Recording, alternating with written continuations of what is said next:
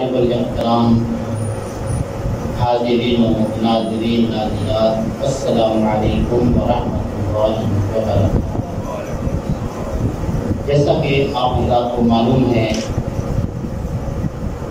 जामा मस्जिद हाजा के इमाम व खतीब हज़रत अल्लामा मौलाना कारी मोहम्मद हनीफ वारिस है दावत बरकात बरकातुल आलिया की खाला साहिबा का इंतकाल हो गया था। उस सिलसिले में वो अपने गाँव गए हुए हैं तो मुझे आज नमाज जुमा पढ़ाने के लिए उन्होंने हुक्म फरमाया। मैं इस वक्त आपकी खिदमत में हाजिर हूँ और आज जो मैंने गुफ्तगू करनी है वो आका करीम सल्लल्लाहु अलैहि वसल्लम के गुस्ताखों के साथ मुसलमानों को क्या रवैया रखना है, क्या उनसे मुसलमान दोस्ती रख सकते हैं, कोई लेन देन कर सकते हैं। कुरान व हदीस की रोशनी में इंशाअल्लाह कुछ बातें करनी है। दुआ फरमाए अल्लाह हक कहने की तौफीक अता फरमाए, हम सबको उस पर अमल पैदा होने की भी तौफीक अता फरमाए। 28वां पारा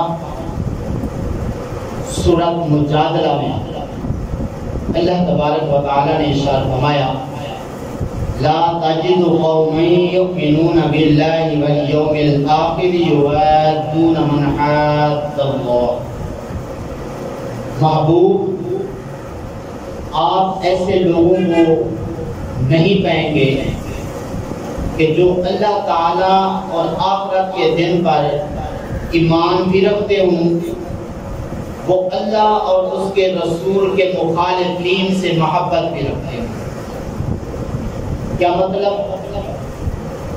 अल्लाह और आखिरत के दिन पर जो लोग ईमान रखते हैं वो अल्लाह और उसके रसूल के मुखालिफीन से कभी भी मोहब्बत नहीं करेंगे, कभी भी उनसे दोस्ती नहीं रखेंगे, उनके साथ लेन देन नहीं रखेंगे, उनके पास उनका आना जाना नहीं होगा। बल्कि आला हज़रत साहब अलैहि रहमत ने इस आयत के तहत यहाँ तक फरमा दिया कि जो अल्लाह और उसके रसूल के मुखालिफीन से दोस्ती रखता है, मोहब्बत रखता है और इन गुस्ताखों के पास उसका आना जाना है, वो मुसलमान हो ही नहीं सकता। मौला करीम तेरे और तेरे महबूब के मुखालिफीन और गुस्ताख कभी तो वालिदैन में से अल्लाह की पनाह हो सकते हैं और भाई भी हो सकते हैं, बहनें भी हो सकती हैं, बाकी रिश्तेदार भी हो सकते हैं। क्या हम बाप अगर तेरे महबूब का गुस्ताख हो उससे भी दोस्ती छोड़ दें? अगर भाई तेरे महबूब का गुस्ताख है क्या उससे भी दोस्ती छोड़ दें? अगर मामू या कोई भी रिश्तेदार अगर तेरे महबूब का गुस्ताख है, तेरे अहकाम के अंदर जो है वो हद से निकल जाता है, तो क्या माँ बाप बहन भाइयों अपने अजीज रिश्तेदारों को जो गुस्ताख रसूल हैं इनको हम छोड़ दें और इनके साथ ताल्लुक़ कर लें? फरमाया हाँ, वलौ काना आबाहुम, अगरचे मुखालिफीन बाप हूँ व अबनाहुम, अगरचे बेटे गुस्ताख हूँ व इख्वानहुम, अगरचे भाई जो है वो गुस्ताख हूँ, अल्लाह रसूल के मुखालिफीन हूँ, व अशीरतहुम, अगरचे खानदान के लोग जो हैं वो अल्लाह रसूल के मुखालिफ हूँ, अल्लाह रसूल की गुस्ताखी करते हूँ। फरमाया तुमने उनसे कोई ताल्लुक नहीं रखना है। अगर तुमने अपने गुस्ताख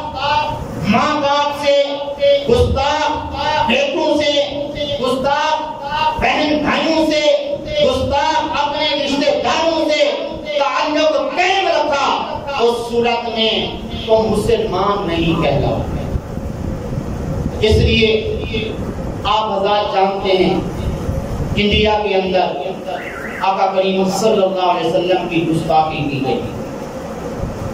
اگر آج کوئی ہمارے باپ کی گستاخی کرتے، ہمارے دادے کی گستاخی کرتے، کسی ہمارے بڑے کی گستاخی کرتے، ہم اس کو دیکھنا گوارا نہیں کرتے، کئی دن تک ہمیں کھانے کا جی نہیں چاہتا، ہمارے باپ کی توہین ہو گئی اور ہمارے دادے کی توہین ہو گئی، ہمارے بڑے کی توہین ہو گئی، کھانا پینا چھوڑ دیا جاتا ہے، تو کیا وجہ ہے اتنی بڑی گستاخی کی گئی ہمارے آقا کریم صلی اللہ علیہ وسلم کی، لیکن ہم خاموش ہیں اور ریلیاں نکل رہی ہیں ان گستاخوں کے خلاف۔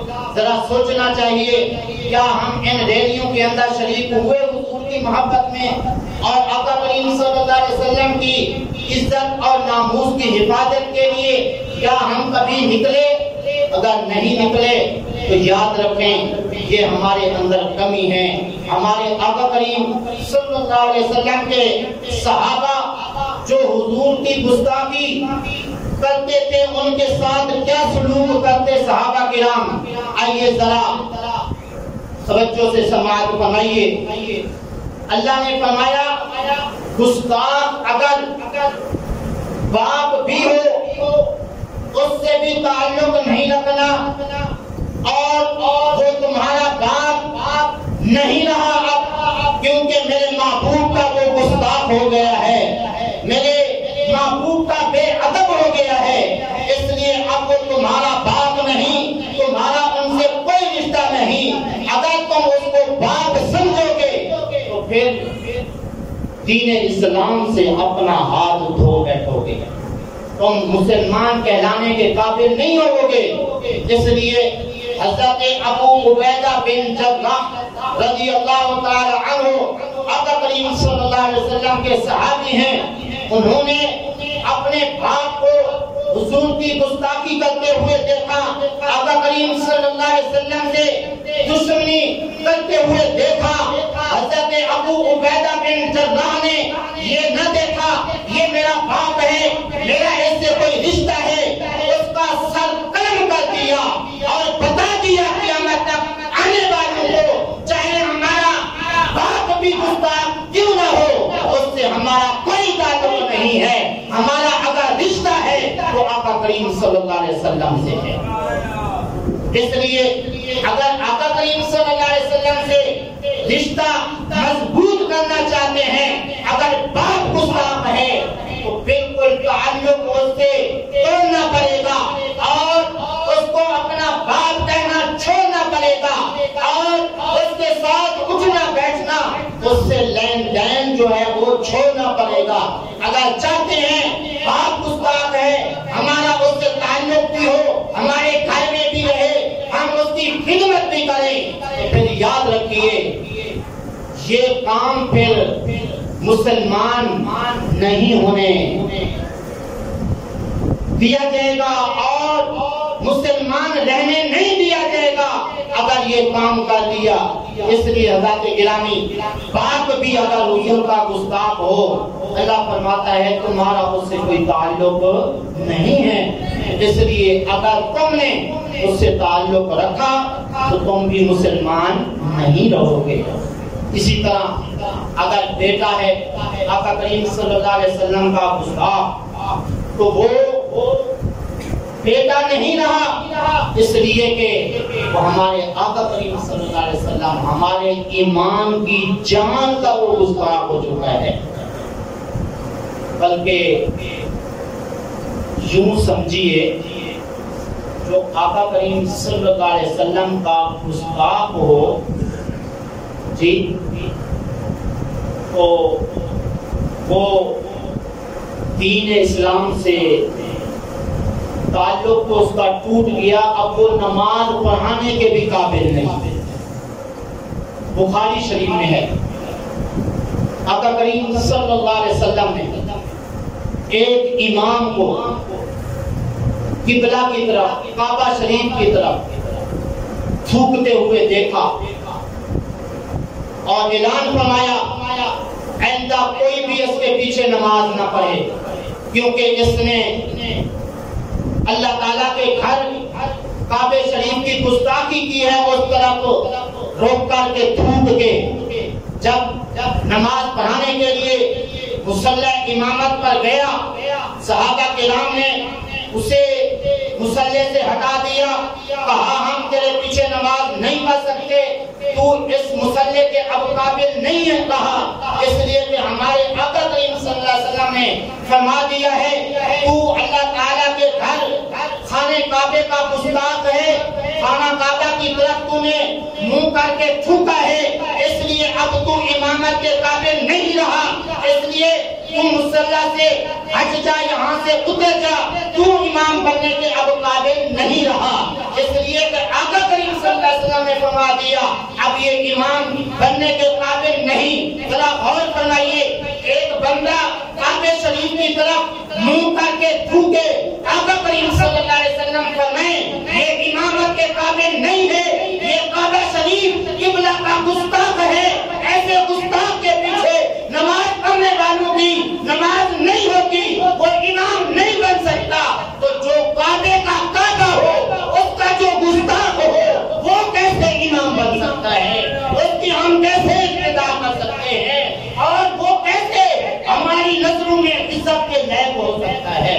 تو اس لیے آج کل یہی کہا جاتا ہے امام ہی ہے جناب، نماز ہی پڑھنی ہے، جس کے پیچھے نماز پڑھے کیا ہوتا ہے، وہ بھی امام، وہ بھی امام۔ آقا کریم صلی اللہ علیہ وسلم نے بتا دیا امام کیسا ہونا چاہیے، امام ایسا ہونا چاہیے جو قبلہ شریف کا ادب ہو، قبلہ شریف کا معدب ہو، اور قبلہ شریف جو کعبہ شریف ہے میں اس کا بھی کعبہ ہوں، میں اس کا بھی قبلہ ہوں، اس لیے میری بھی اس کے دل کے اندر عقیدت اور محبت ہونی چاہیے جو آقا کریم صلی اللہ علیہ وسلم کا مؤدب ہوگا، جس کے دل کے اندر عشق مصطفیٰ صلی اللہ علیہ وسلم ہوگا، وہ امامت کے قابل بھی ہے، اسی کے پیچھے نماز بھی ہو سکتی ہے۔ بہرحال میں عرض کر رہا تھا کہ بیٹا اگر گستاخ رسول ہو، اگرچہ جتنا بھی خوبصورت ہو اور جتنا اللہ تعالیٰ نے وہ حسن اس کو عطا فرمایا ہو، جتنا بھی پیارا ہو، لیکن جب وہ گستاخی کرے گا وہ اب کسی عزت کے قابل نہیں رہے گا، کسی عزت کے لائق نہیں ہوگا۔ اللہ نے خود فرمایا وَأَبْنَاءَهُمْ، اگرچہ بیٹے بھی اللہ رسول کے مخالف ہوں، اللہ رسول کے گستاخ ہوں، ایسوں سے جو مومن ہے وہ محبت نہیں کرے گا۔ اگر وہ مومن ہے تو محبت نہیں کرے گا، اگر محبت کرے گا، دوستی رکھے گا، اس صورت میں وہ خود مومن نہیں رہے گا۔ آئیے ذرا اس کی مثال سمجھیں۔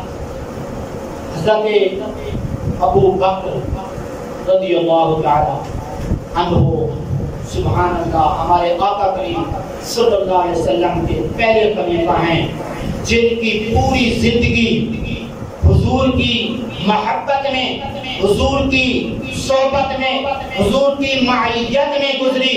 آقا اگر گھر میں ہیں، حضرت ابو بکر حضور کے ساتھ گھر میں ہیں، حضور سفر میں ہیں، آقا کریم صلی اللہ علیہ وسلم کے ساتھ سفر میں حضرت ابو بکر رضی اللہ تعالی عنہ ہیں، اور آقا کریم صلی اللہ علیہ وسلم کی سنتوں، آقا کریم صلی اللہ علیہ وسلم کی ذات میں ایسے آپ مستغرق رہے اور ایسے فنا ہو گئے حضور کی ذات میں۔ جب مدینہ شریف ہجرت کر کے جاتے ہیں، لوگوں نے چونکہ آقا کریم صلی اللہ علیہ وسلم کو دیکھا ہوا نہیں تھا، جب آقا کریم صلی اللہ علیہ وسلم مدینہ شریف میں پہنچے، حضرت ابو بکر رضی اللہ تعالی عنہ حضور کی سنتوں کے پیکر، آقا کریم صلی اللہ علیہ وسلم کے اس کو محبت کے اندر غرق ہونے والے جب مدینہ شریف میں پہنچتے ہیں، لوگ حضرت ابو بکر کو دیکھ کر حضرت ابو بکر کی طرف جو ہے وہ متوجہ ہوتے ہیں، ان کو ملتے ہیں، ان کے ہاتھ چومتے ہیں۔ جب حضرت ابو بکر نے سمجھا کہ یہ مجھے آقا سمجھ رہے ہیں، میں تو غلام ہوں، حضرت ابو بکر نے اپنی چادر لے کر اوپر سے اوڑھی اور بتا دیا میں تو غلام ہوں، آقا اور ہے تو میرے ساتھ تشریف فرما ہے، وہ آقا ہیں، تم ان کو ملو، ان سے مصافحہ کرو۔ اس طرح حضرت گرامی جس سے محبت اور عقیدت ہوتی ہے اس کی ذات میں بندہ ایسا بنا ہو جائے کسی کو پتہ بھی نہ چلے کہ یہ آقا ہے یا غلام ہے۔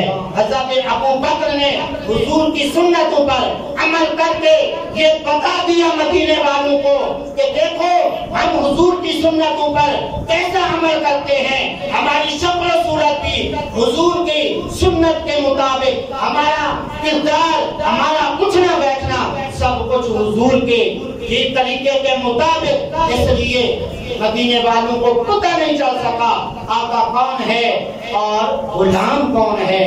حضرت ابو بکر صدیق رضی اللہ تعالی عنہ، سبحان اللہ، جہاں پہ مال خرچ کرنے کا موقع آیا وہاں پہ مال بھی خرچ کیا۔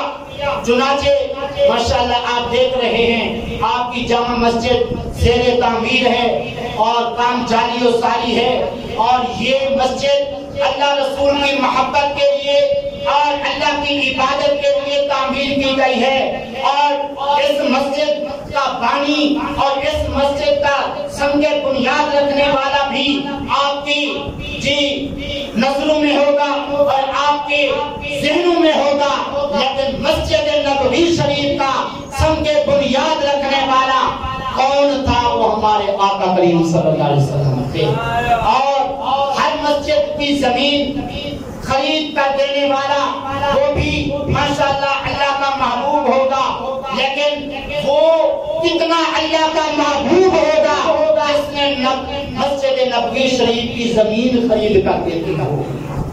مسجد نبوی شریف کی جو زمین تھی وہ حضرت ابو بکر رضی اللہ تعالی عنہ نے خرید کر دی۔ کن سے خرید کر کے دی تھی؟ دو یتیم بچے تھے، ایک کا نام تھا سہل، دوسرے کا نام تھا سہیل۔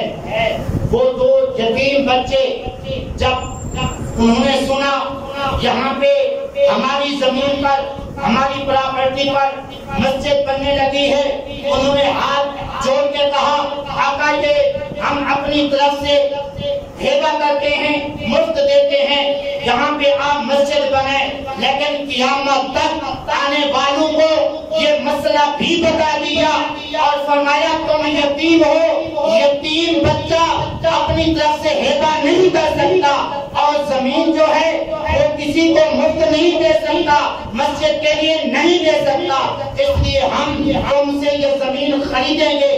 ہاں تم بالغ ہو جاؤ، بالغ ہونے کے بعد اگر تم مدرسے کے لیے زمین دو، مسجد کے لیے زمین دو تو تم دے سکو گے، لیکن اب تم نابالغ ہو، نابالغ بچہ جو ہے وہ اپنی پراپرٹی یا اپنی کوئی بھی چیز ایسے ہیبہ مسجد کے لیے یا مدرسے کے لیے نہیں کر سکتا۔ اس لیے آقا کریم صلی اللہ علیہ وسلم نے فرمایا یہ زمین ہم خریدیں گے، کہ حضور نے وہ زمین خریدی اور پیسے کس نے دیے؟ ابھی آپ نے سماعت فرمایا کس نے دیے؟ کس نے؟ حضرت ابو بکر صدیق رضی اللہ تعالی عنہ نے۔ کتنے میں وہ زمین خرید کر کے دی؟ 10 دینار۔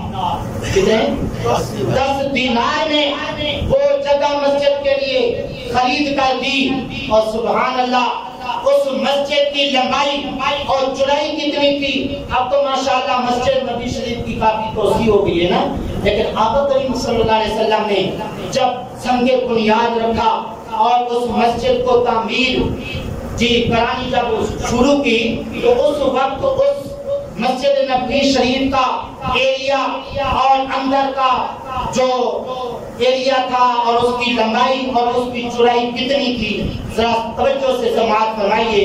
اس وقت مسجد نبوی شریف کی جو لمبائی تھی وہ تھی 70 گز اور جو مسجد کی چوڑائی تھی وہ تھی 60 گز۔ تو اس طرح یہ جگہ خرید کر کے مسجد کی تعمیر کا سلسلہ جاری ہوا، اور ساتھ یہ کہ آقا کریم صلی اللہ علیہ وسلم نے سب سے پہلے خود جو ہے وہ پتھر نیوں میں رکھا، اس کے بعد دوسرا پتھر حضرت ابو بکر نے، تیسرا حضرت عمر نے، چوتھا حضرت عثمان نے، پانچواں پتھر حضرت علی رضی اللہ تعالی عنہ نے رکھا۔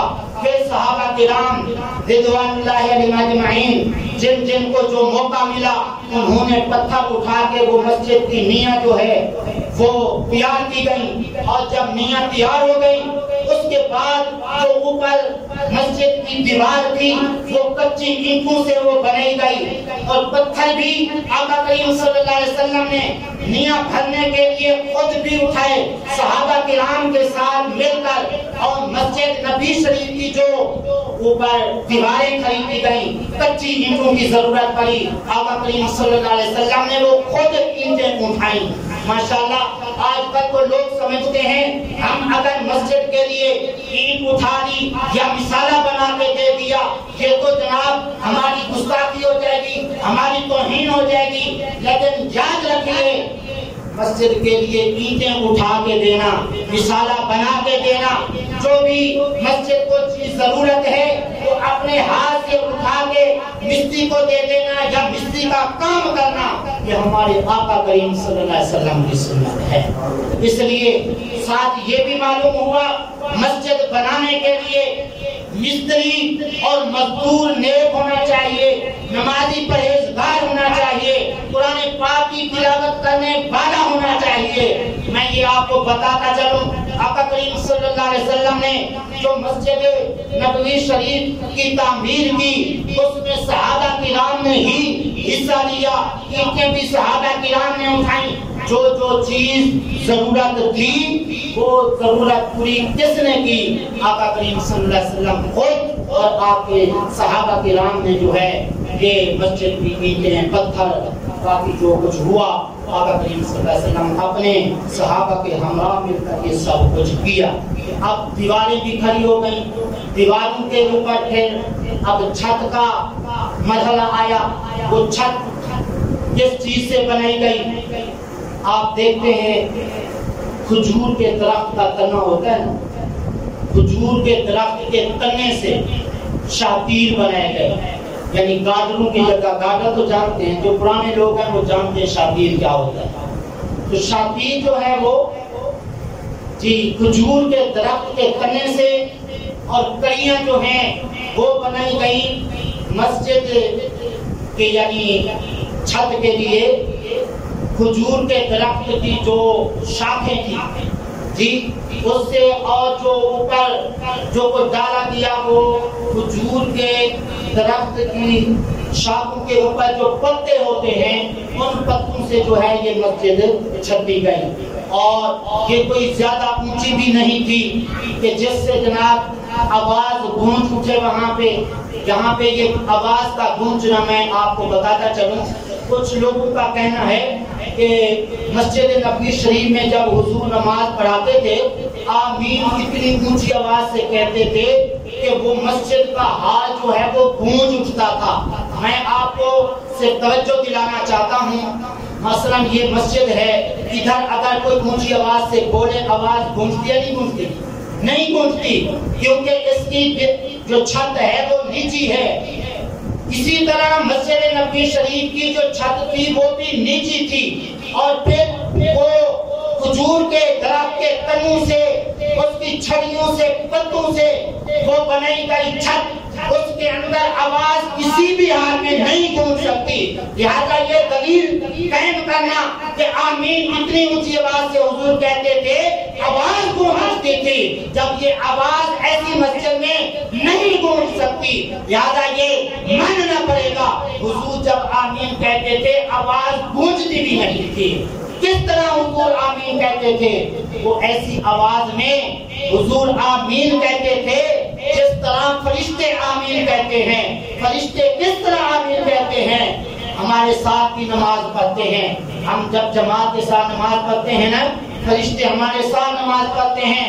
یہ کرام کاتبین جو ہیں یہ بھی ہمارے ساتھ نماز پڑھتے ہیں۔ ان کی آواز کبھی بھی ہم نے نہیں سنی، بلکہ جو 80 سالہ لوگ یہاں پہ تشریف فرما ہیں ان سے بھی پوچھ لیجئے کہ پوری زندگی کبھی فرشتوں کی آمین نہیں سنی گئی۔ جب فرشتوں کی آمین نہیں سنی گئی، اب ہمارے لیے کیا حکم ہے؟ آقا کریم صلی اللہ علیہ وسلم نے فرمایا من وافق تعمیرہ تعمیر الملائکہ غفر لہ ما تقدم من ذنبہ، جس کی آمین فرشتوں کی آمین کی طرح ہو گئی اس کی بخشش ہو جائے۔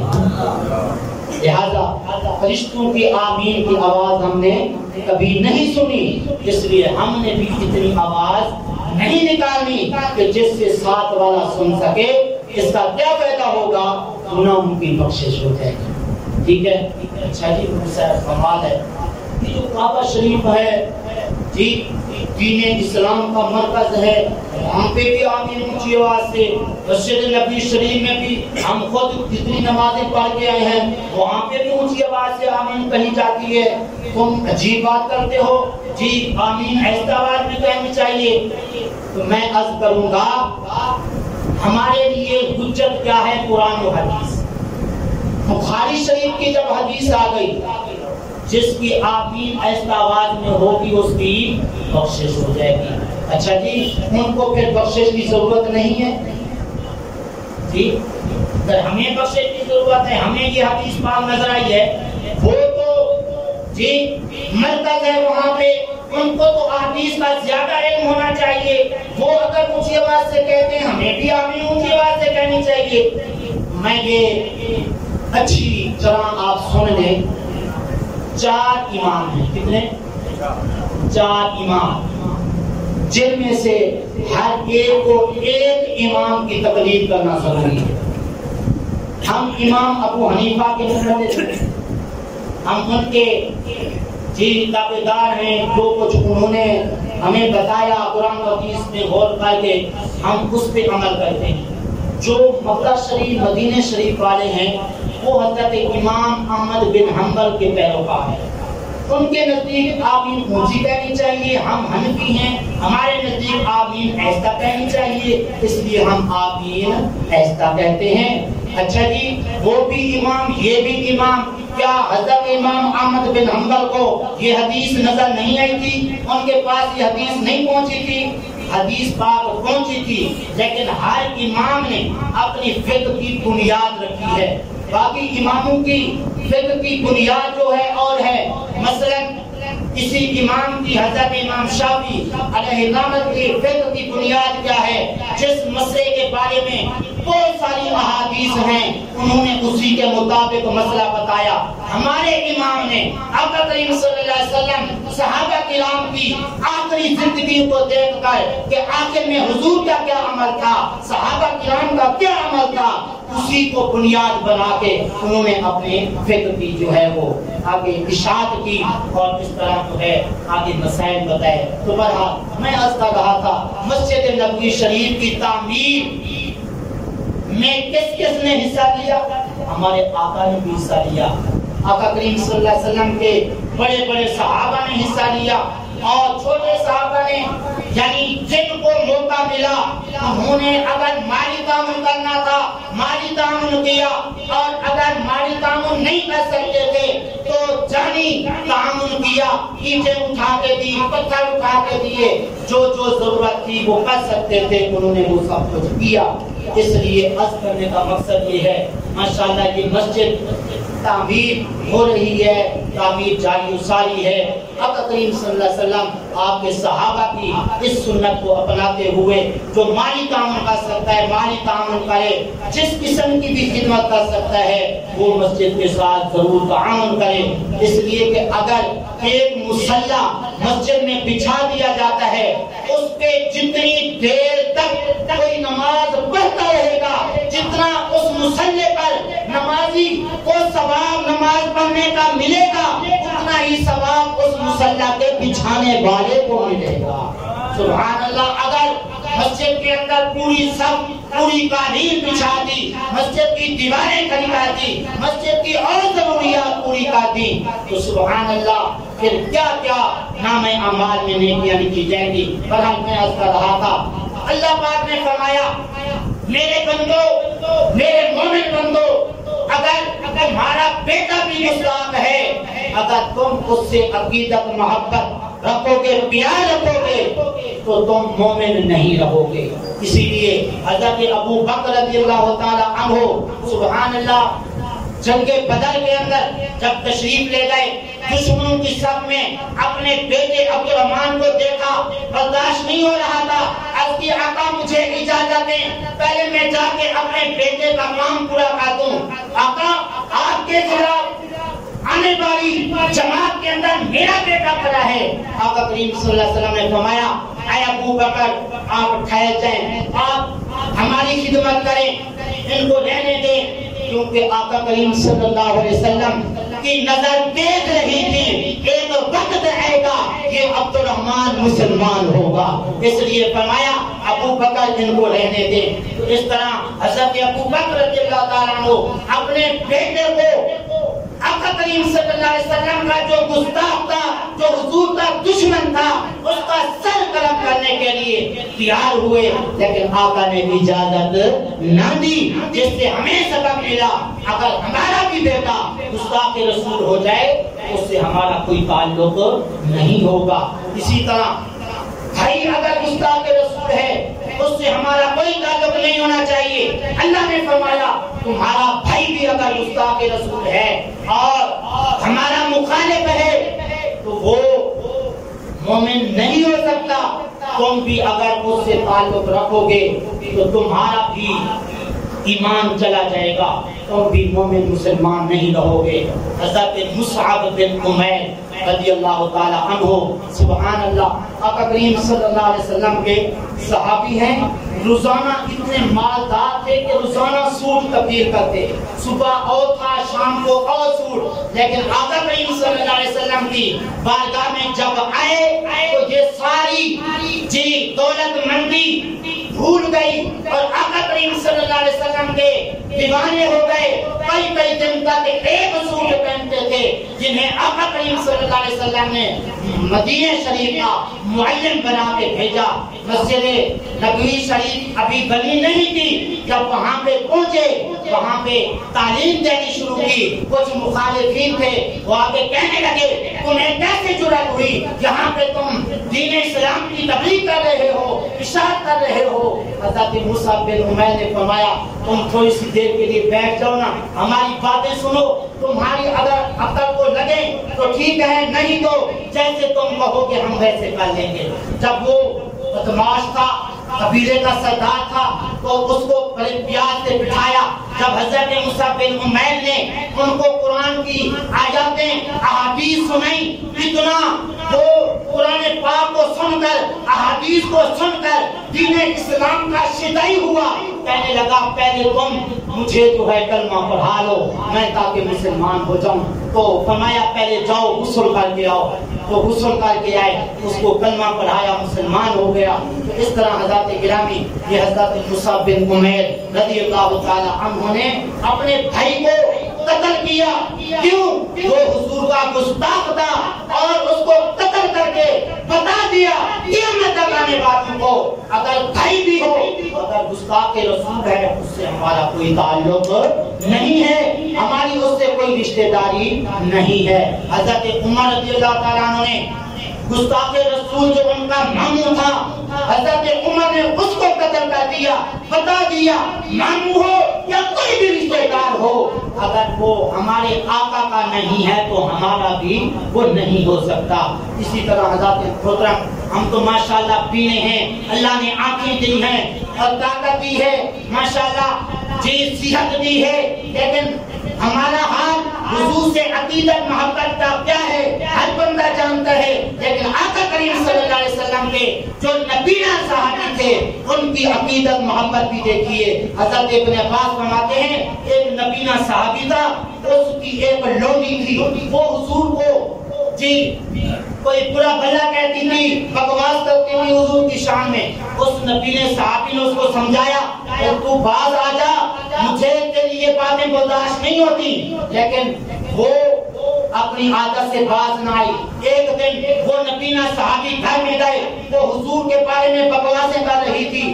لکڑی اٹھائی, اس کے پیٹ کے اوپر رکھ دی اور اتنا زور دیا جب تک وہ واصل جہنم نہیں ہوئی, اس کے پیٹ سے لکڑی اور لاٹھی نہیں اٹھائی.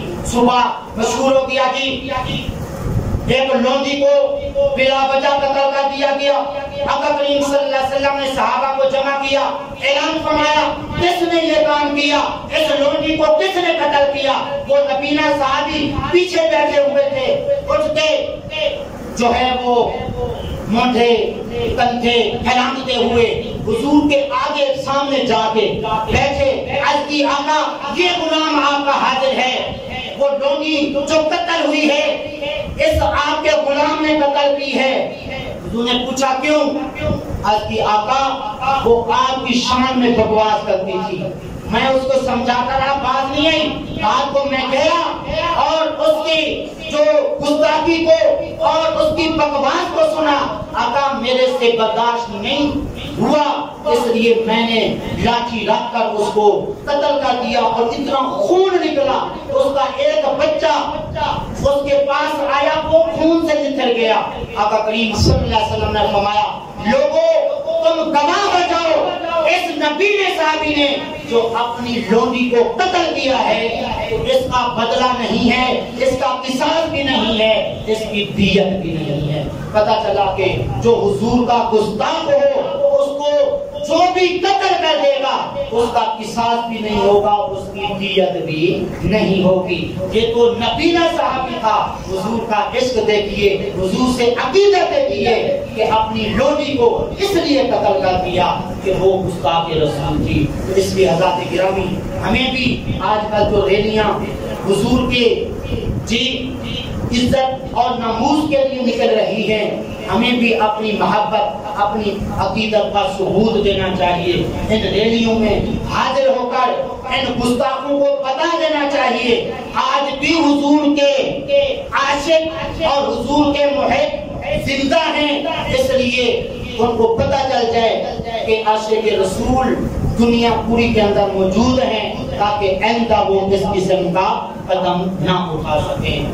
دعا ہے اللہ تعالیٰ کی پاک بارگاہ میں صحیح عمل بھی کریں.